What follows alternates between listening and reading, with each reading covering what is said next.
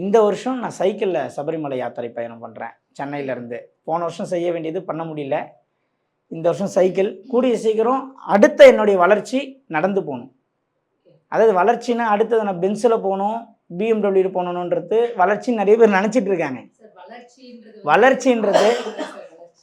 வளர்ச்சின்றது அடுத்தது நான் நடந்து போகணும், அதுதான் வளர்ச்சி. எந்த அளவுக்கு நான் கூட கனெக்டாக இருந்தால் என்னால் நடக்க முடியும். அப்போ நான் நடந்து போகிற அளவுக்கு இறங்கிட்டேன்னா நான் வளர்ந்துட்டேன்னு அர்த்தம். இருக்க சொகுசாக போயிட்டுருக்கேன்னா கீழே போயிட்டுருக்குன்னு அர்த்தம். கொஞ்சம் மாற்றி யோசிங்க மக்களே, ரெண்டுத்துக்கும் வித்தியாசம் இருக்குது.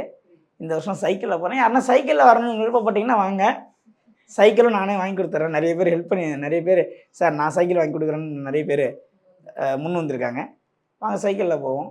சைக்கிளில் போகிறதுக்கு என்ன காரணம்னா, போவேன், உடம்பு வலிக்கும், ரோட்டோரத்தில் சைக்கிள் நிறுத்திட்டு ஒரு இடத்துல படுப்பேன், ஒரு மரத்தடியில் படுப்பேன், ஒரு கோயிலில் படுப்பேன். நானே ஒரு ரோட்டில் படுத்து தூங்கக்கூடிய தகுதி எனக்கு இல்லைன்னா என் சிஷியனை நான் எப்படி வழி நடத்துவேன்? குருனா என்ன? ஏசி ரூமில் உட்காந்துன்னு காலை முக ஒருத்தரும் கையை முக ஒருத்தரும், அவர் பேர் குரு அல்ல, அவர் பேர் சுகவாசி.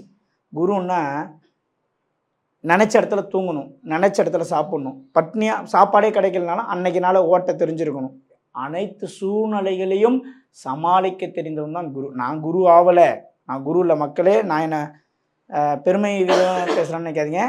நான் என்னை பக்குவப்படுத்தி கொள்ள முயற்சி செய்கிறேன்.